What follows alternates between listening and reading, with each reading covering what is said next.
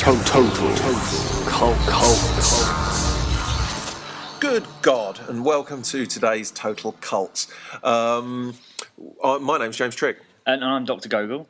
Today we're going to be sprinting through the field of alternate titles and names of movies. Which ones have lured us in? Which ones have repelled us? I've been greeted today by the news. In fact, it was the first thing that greeted me when I woke in my tomb or whatever my chosen receptacle of sleep was last night. Did you choose that on a daily basis where you're going to sleep? It changes. There's classic cars, tombs, jelly sometimes. Okay. Sleeping in jelly's remarkably good for the skin. Some lovely imagery there for you all. Absolutely. Always naked, obviously. Always naked. Hi, I'm James Trick. My God, now I'm coughing up chunks of whatever I ate last night. Jelly, probably. Probably.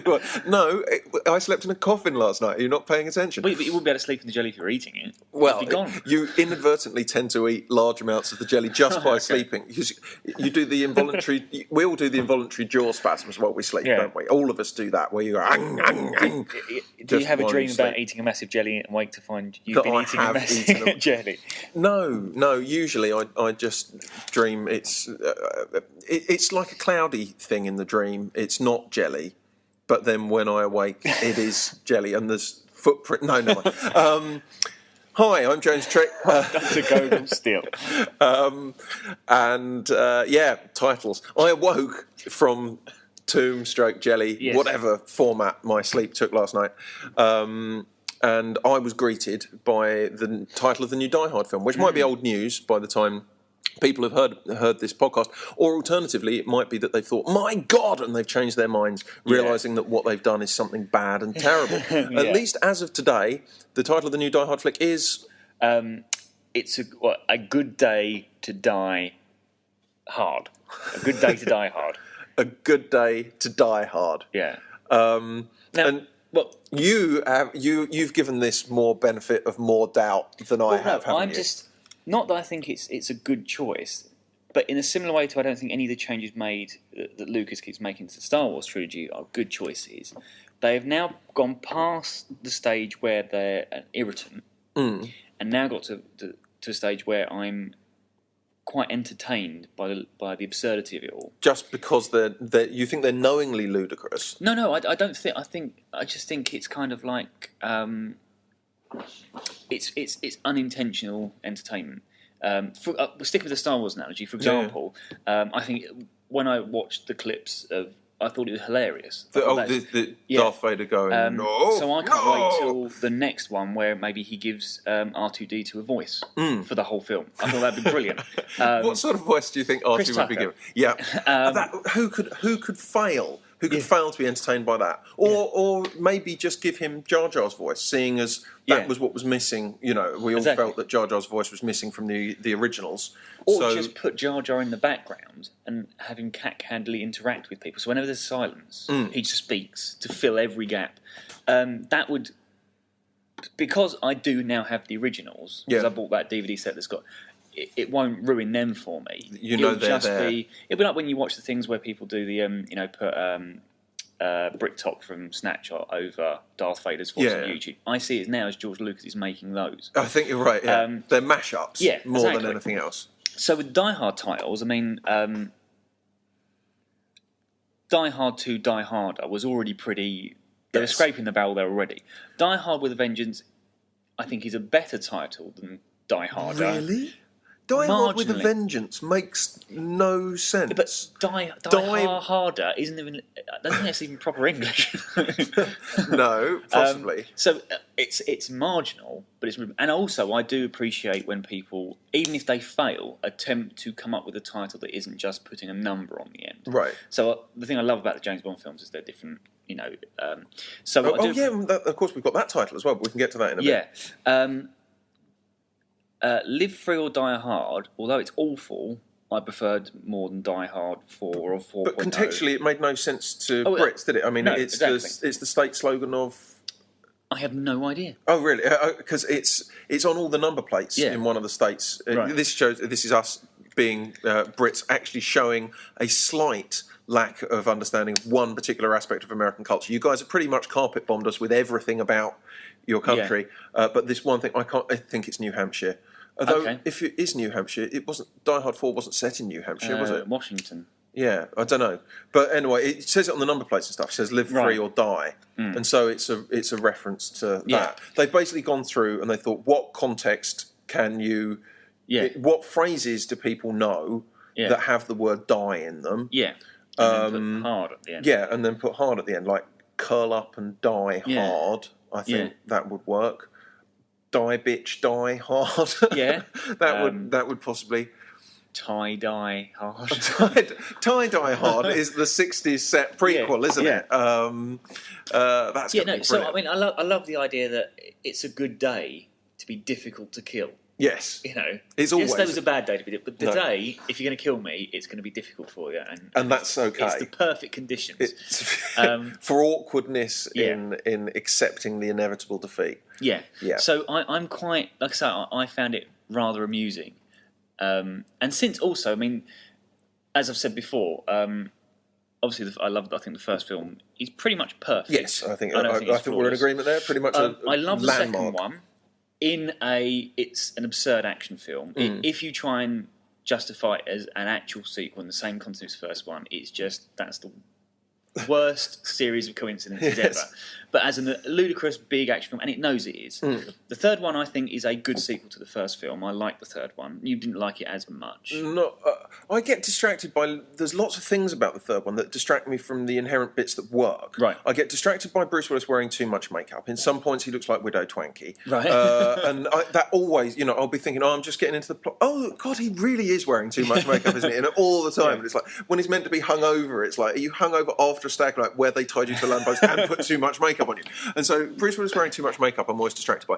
The British version has the most insane cuts for it. Yes. And the cuts are very jarring, and there's language overdubs as well, which I find very disconcerting. It was one of the points, for those of you who are either out of this country or are just unaware of the way that your film's tinkered with, the BBFC at certain points, particularly in the 90s, got really into... it used to give hard action movies 18s always, and then they kind of got into giving them 15s, but always trying to tone them down. So Die Hard 2, actually, when it was first released, had a load of ridiculous overdubs on the dialogue, had a load of violence cut out of it. Die Hard with a Vengeance, as far as I know, has never actually been released uncut in this country. Not because the BBC originally fannied around with it, obviously, and said, oh, we need to cut this, this, and this. Nowadays, they'd probably release it uncut, but it keeps getting resubmitted in various cut versions that have knocked around for different reasons.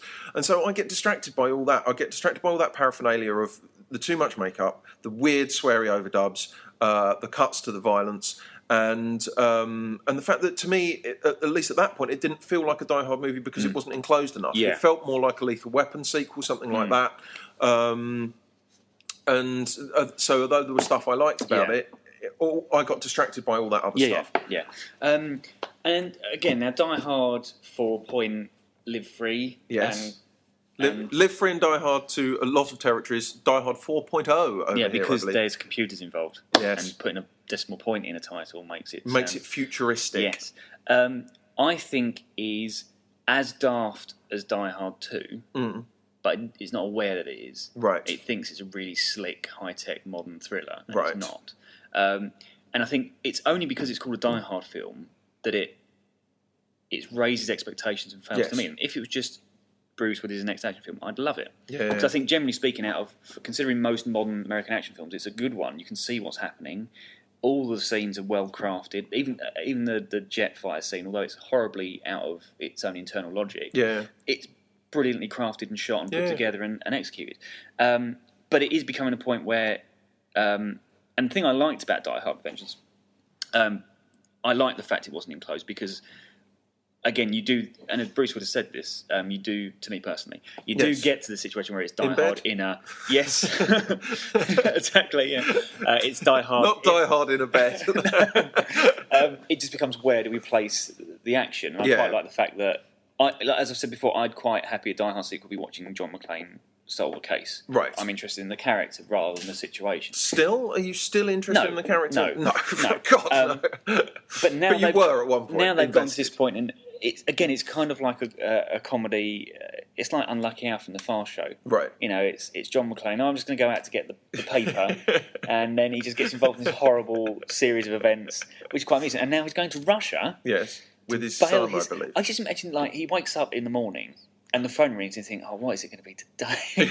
My son, and bad enough, my son's in Russia and he's been arrested. Right. Right. I'll go out there and bail him out. So that's a bit of a pisser anyway. And he's always complaining about his cops' wage. What? Oh, his policeman's wage. Sorry. Yes. Policeman's wage is not a euphemism.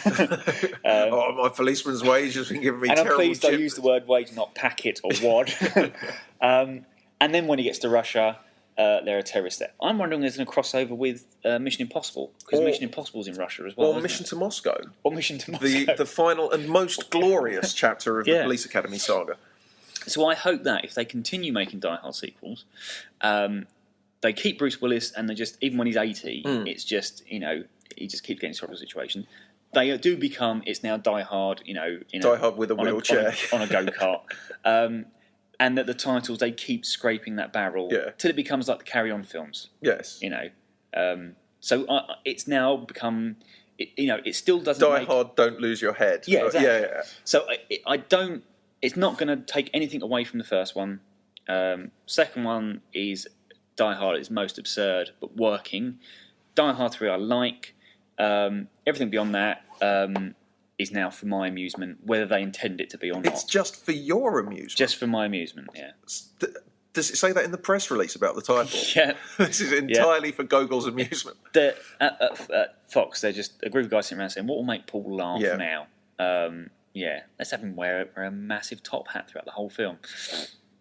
So that's my thinking on that title. I hope they represent the how absurd the films have become.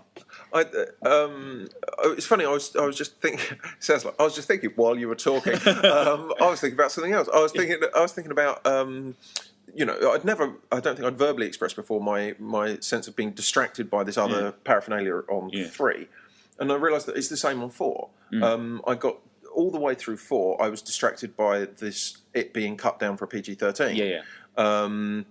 And at what point it was cut and all this sort of thing. The idea that whether it was shot hard R and then they lowered it to a PG-13.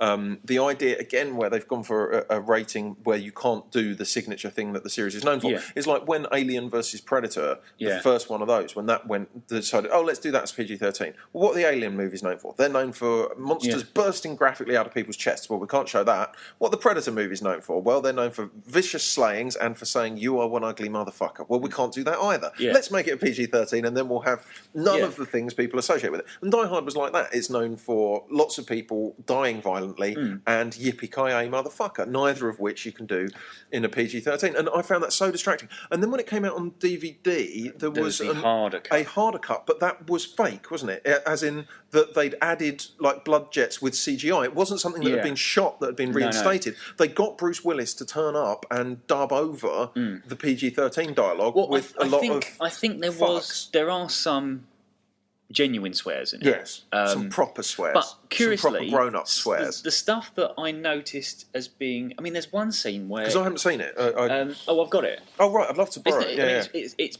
better. Right. But the thing that I noticed... There's a scene where Willis and Justin Long, having just been blown up in the gas factory? Is this the bit where Justin Long's mouth goes out of sequence for the whole thing? At one point, I swear, his mouth isn't moving, and there's just dialogue going. But it's like that on the original cut as well, and I assumed that was because there was so much... It's not. That's the same in the harder cut. They've just bollocksed it up.